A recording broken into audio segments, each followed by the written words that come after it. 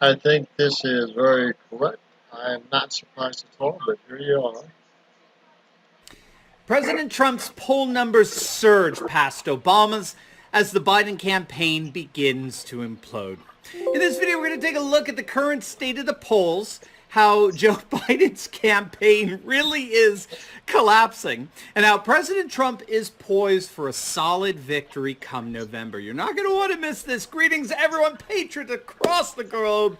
Dr. Steve here with you. I hope you're having a wonderful start to your weekend. Great to be with you as always. If this is your first time here on this channel, a very warm welcome to you. We post 2 videos a day, analyze the current events, analyze some super awesome conservative trends so that you can live in the present in line of even better things to come. So if you haven't already done so, make sure to smack that bell and subscribe button. We'd love to have you as a regular part of this channel where each and every day we together have the privilege of celebrating the inevitable collapse of left-wing globalism and the unstoppable rise of a new conservative age. Now, before we dive into things, Here goes.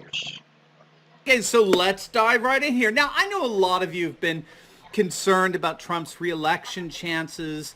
You've been looking at the polls, most of which we forget have been conducted either directly by the mainstream Marxist media or they were commissioned by them. You're looking at these polls, and then you're listening to these pathetic, pessimistic, conservative voices in the alt media who are all down in the dumps about COVID and how it's all part of a Democratic plot to destroy the economy, and it's working. The economy is in shambles, and Portland was a trap for the president that he fell into, and there's no way he's going to win.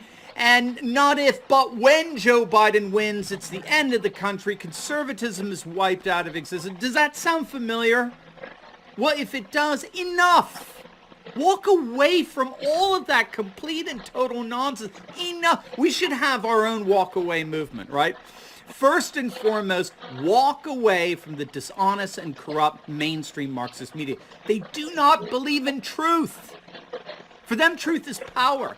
Truth is whatever empowers them in their leftist Marxist agenda and whatever disempowers and discourages the growing nationalist populist movement here in the United States, throughout Europe, throughout the entire world. So don't listen to them. You literally have to approach CNN and MSNBC and the New York Times, and yes, even Fox News, at least the Chris Wallace wing of Fox News, which is every bit as globalist as CNN and MSNBC. They don't believe in truth. So there's no point in relying on them for an accurate assessment of what's going on in the world. So walk away from the mainstream Marxist media, and walk away from the chicken little conservative pundits out there in our alt media that's telling you to build your bunkers, all is lost, Texas is going blue, and blah, blah, blah, all right? And why are they saying these things? Because, number one, they're listening to mainstream Marxist media and treating the fake news as if it were real, right? So just, I mean, walk away from that, for heaven's sake. Look, here's what's really going on. As we speak, President Trump's poll numbers are surging while Biden's campaign is collapsing, all right? So let's look at some of these poll numbers. Rasmussen, who tracks the daily approval numbers for president, so as to be able to compare them as to where they were or are in their respective presidencies, Rasmussen has Trump polling at 50% approval today, which is 3 points higher than where Obama was polling at this same time in his presidency. Now, of course, this is all the more stunning given the months of COVID shutdown, the economic downturn that came as a result, the mass race riots throughout the nation. Let's not forget impeachment, the Democrats impeaching our president. And then on top of all of that, you have 90 to 95% negative reporting against our president by the mainstream Marxist media, the left-wing activists disguised as journalists. I hate to even call it reporting. The Media Research Center conducted a study that found that 92% of the media's coverage of President Trump was decisively negative, which is the mirror opposite of what Obama received in the glowing and fawning coverage from a media that absolutely adored him. I will never forget when a former Newsweek editor was being interviewed on MSNBC by Chris Matthews, right, the now disgraced and defunct political pundit who got fired from MSNBC because he got Me Too'd. But this guy from Newsweek actually went so far as to compare Obama with God. He said if Reagan was all about America, then for Obama, we're all above that now. He's standing above our country. And I kid you not, he actually said this. Obama stood above the country, above the world, so he's sort of like God. I mean, what do you even say to such absurdity like that? I mean, that's globalism for you. So despite all of these setbacks, despite impeachment, corona, recession, race riots, 24/7 mainstream Marxist media, 92% negative coverage, all that, Trump is beating Obama. Did you see the focus group research that recently came out? It was amazing. It came out this week. And if you can believe it, even CNN was reporting on it. Rich Thaw of the focus research group Engage Us has found that upwards of 75% of the focus groups that he's personally interviewed in swing states such as Wisconsin, Iowa, Michigan, Pennsylvania, all said they were voting for Trump over Biden. In fact, when he gave them a choice between Trump and Obama, now keep in mind, these were voters. They're swing voters, so they voted for Obama twice, but then they turned around and voted for Trump. When they were given the choice between Obama and Trump, a full 75% went with Trump. Wow. It was an amazing focus group study that's able to cut through a lot of the fog of the polls that I... Wow, that is mind-blowing. So these guys are swing voters. They voted for Obama, switched and voted for Trump in 2016. In 2020, 75% of them will still vote for Trump. Amazing. I think just jumble people together in the way pollsters deem, fit. But here are people who voted for Obama and then turned and voted for Trump, and then when given the choice, they go overwhelmingly with Trump over Obama. Forget Biden. They had voted for Trump as a disruptor. He gave them that. They're happy with him.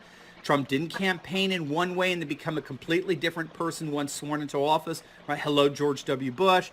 So this is really, really fascinating stuff. Now, this is all happening at the same time that the aggregate polling for Trump has begun to go up. Now, Styx Hexenhammer has done some great analysis on this in one of his videos today you want to check out.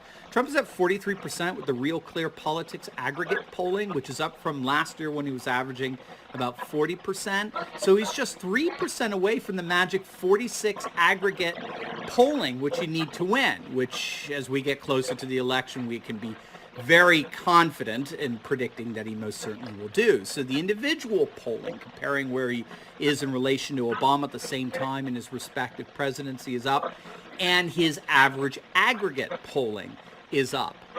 So why the pessimism, by the way, right? Don't forget, outrage porn sells. Outrage porn is the best clickbait. This is where I have absolutely no respect whatsoever for these build your bunker so-called conservatives on all tech, all weeping and gnashing their teeth that the world is falling apart and finding one new conspiracy after another. We can fully expect that Trump's poll numbers are going to continue to rise the closer we get to November, so much so that I think will be rather clear that Biden doesn't have a chance. Now, speaking of Biden, where is he? Where is this great, glorious hope of the Democratic Party? Where is he? Where is this guy with the supposed 14-point lead over Trump? What a fallacy. He's in his basement. He's hiding in his basement because his team knows that he's a disaster. He's too physically weak to travel. He's too cognitively declined to think on his feet and take questions from the media. He's a joke, and the Democrats know it. And many of them are very, very panicked about it. You know, they saw a recent Zogby poll that asked over 1,000 of likely voters, do you believe that Joe Biden, the presumed Democratic Party nominee, do you believe that Biden is in the early stages of dementia? Did you see this? A solid majority of Americans do in fact believe that Joe Biden is in the early stages of dementia. Young people too, they were particularly concerned about this. 60% of voters between the ages of 18 and 26 believe Biden exhibits early onset dementia.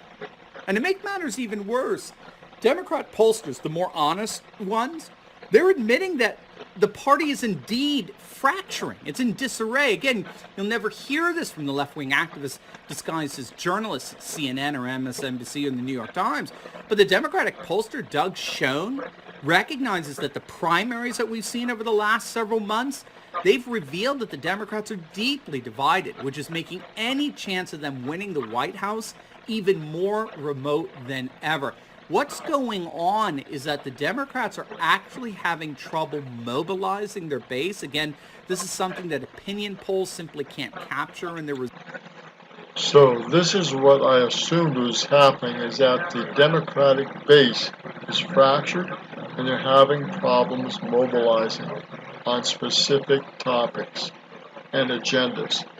That is great news. That is the best news I've heard in a long time. Results. What we are seeing is that the Democrats are suffering from a horrific enthusiasm gap. Trump has an astonishing 19-point advantage in voter enthusiasm over Biden. He crushes Biden 64% to 45%. And it gets even worse than that. According to Scott Rasmussen's polling, the most recent polling he's done on this, things are so bad for this presumptive Democratic nominee that 1 in 3 Democrats want Biden replaced with a new candidate. And what we saw in the primaries of the last several months is not just a party that's having a hard time actually mobilizing their base, but when they do show up to vote, the results indicate a party deeply divided. In several U.S. House and Senate Democratic primaries held just back in June, progressive challengers either defeated or came close to nearly defeating their well-funded establishment opponents. And the primaries in July were no exception. The far left insurgency is causing fractures within the Democratic Party as well as the nation as a whole. And it's causing the Democratic Party to embrace radical left-wing policies just to appease them. Biden is already actually saying that police have become, quote, the enemy, which of course the Trump campaign is having a delightful time exploiting. And Schoen notes that this lurch to the left by the Democrats will almost certainly cost them the presidency, the Senate, and he thinks perhaps even the current House majority. Would that not be wonderful? Pundits have already been... I believe that you're going to see the House majority lost. If it's not lost, I would be surprised. Really surprised. saying that the House is up for grabs, and a further lurch to the left by the Democrats may be all that's needed for the GOP to retake control. So all in all, President Trump is surging in the polls, all the while Biden's campaign really is imploding down into the basement. Now, before you go, you definitely want to check out my latest video I just uploaded on the new bombshell documents revealing that Bill Clinton did, in fact, stay at Jeffrey Epstein's notorious island with 2 young girls. And we look at why the depravity of our ruling political elite is fueling a populist revolt all over the world. You're not going to want to miss this. So make sure to click on the link, and I will... All right, there's the link on the bombshell bill. All right, let's get moving here. Good news, and I think it's even going to get better. Keep the faith, keep after it, keep diligent, get out and vote, get out and be active verbally, physically, and otherwise. Corona-19 is not going to stop this nation or this world. Matter of fact, it's going to push people forward to get off their butts, get active, do things that they wouldn't have done before, because they're fed up of being told what to do by governments that are abusing their authorities. Good day.